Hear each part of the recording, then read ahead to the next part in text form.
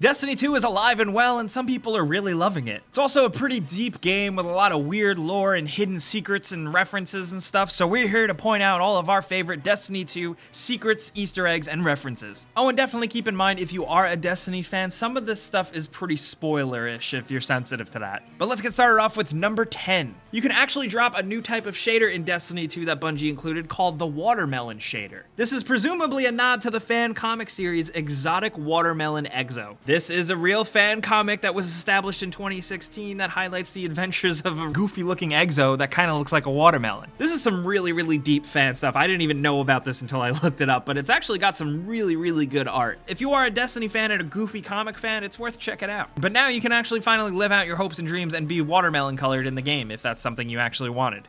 But at number 9, at the tower, at the top where you spawn, it's like a bridge thingy near where you can find the purple ball. There's a bundle of stuff on the floor that has a prompt that says, "Don't pick me up." When you pick it up, the status, "The floor is lava," is activated. After this, you're now going to take damage from walking on the floor, and this can also be picked up by one other person in the area. Now, if you turn around and look behind you, you can see a blue checkpoint to get to. If you get there successfully without touching the floor, you'll unlock the quickness boost that allows you to run faster and jump higher within this zone. This will allow you to sort of access other secrets, which I'll get to right now with number 8. There's this weird secret room in the new tower. Once you get up and get through the vent shaft, you can see the Daito room, a word from the original Destiny that wasn't actually a real faction or anything, but it was the name of the factory that made the exotic Jade Rabbit weapon. But anyway, there's a bunch of stuff to investigate in this room, sort of implying that Daito will be a faction with the upcoming faction event thing, or maybe this will just become a room for a new gunsmith vendor or something. There's a lot of speculation to be had here, and I think whatever it is, I don't think it's going to turn out to be nothing. I think it's definitely going to lead to something because there are obviously lots of updates coming.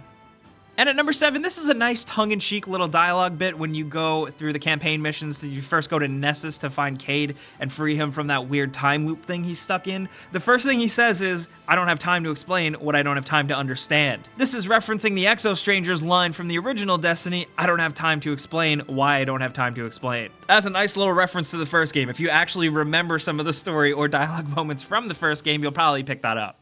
And at number 6, in the campaign mission aboard the Almighty, there's a room that may trigger some memories for some of you. One of the larger hangar rooms you go into is totally reminiscent of interior UNSC Marine Corps ship designs from Halo 1, 2, and 3 most notably. People have pointed out that this layout is used often in Halo games, and everyone has actually kind of pointed out different areas that it's totally reminiscent of. Some people have said it's stuff from Truth and Reconciliation, but for me, I immediately thought of the big Pelican hangar in Cairo Station from the first mission of Halo 2. I think, honestly, it's just Bungie knowing what makes a good shooter environment, and they'll take that map design and repackage it a couple times because it makes for some good shootouts, especially with legendary difficulty in Halo, I remember. It's nice to see that some of the core creative ideas from the original games that they've worked on still exist here.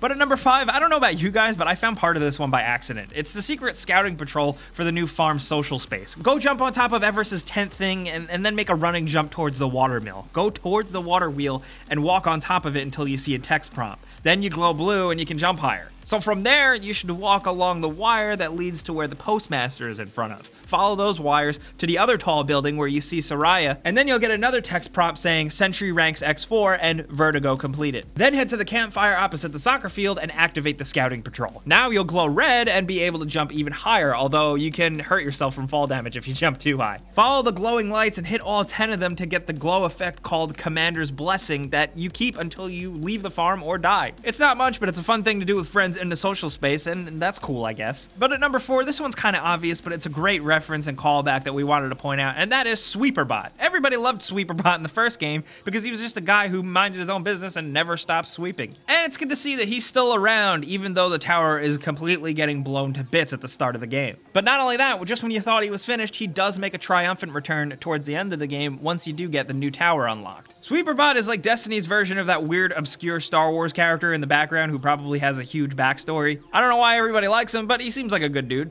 But at number 3, this is a good reference that's kind of funny. All the exotic tier stuff in the game has some pretty well-written description lore to go along with it, and Hardlight makes a return as, the fan favorite from the original game. And here's how it reads. Today, we're introducing 3 revolutionary products. The first is a quick config interface for outgoing damage, the second is ricochet projectile that bounces off any surface, and the third, an infinite range zero drop-off projection weapon platform. So, 3 new products in the Omalon portfolio. But unlike other product launches, we won't be staggering the releases. We will be releasing them all at once, in a single device, in extremely limited quantities. We call it Hard Light. Does this sound kind of familiar to some of you? It should if you're an Apple fan, because this is exactly what Steve Jobs basically said when he announced the original iPhone.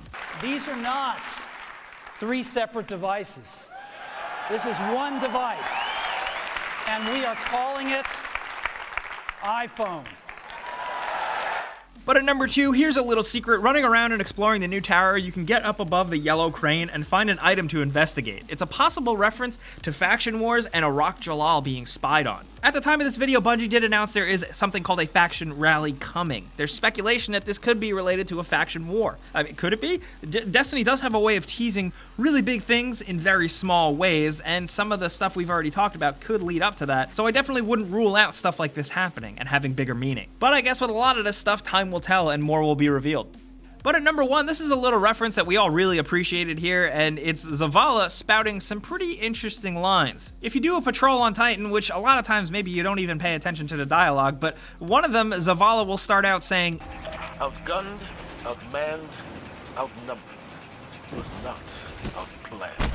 For those of you that are musically inclined, that is lyrics from the song Right Hand Man from the big hit musical Hamilton. I bet you didn't expect to see Zavala saying something like that, did you? Well, it's a nice nod and honestly pretty damn cool if you like that stuff. But it's definitely worth pointing out that there are tons of other little secrets and references and a couple of other Easter eggs that we didn't have time to talk about out there in the worlds of Destiny 2. So we want to hear from you guys. What are some of your favorite things that you found or picked up on? Do you have any tips, any clues on something you think is weird? Or do you think something is derivative or referencing something else in pop culture? Let's talk about anything Destiny 2 down in the comments. We'll be down there, but you know the deal. Clicking the like button helps us out a ton, and it lets us do more, and we really appreciate it. And if for some reason you haven't subscribed, you should, because we put out videos every single day. But as always, thanks for watching, and we'll see you guys next time.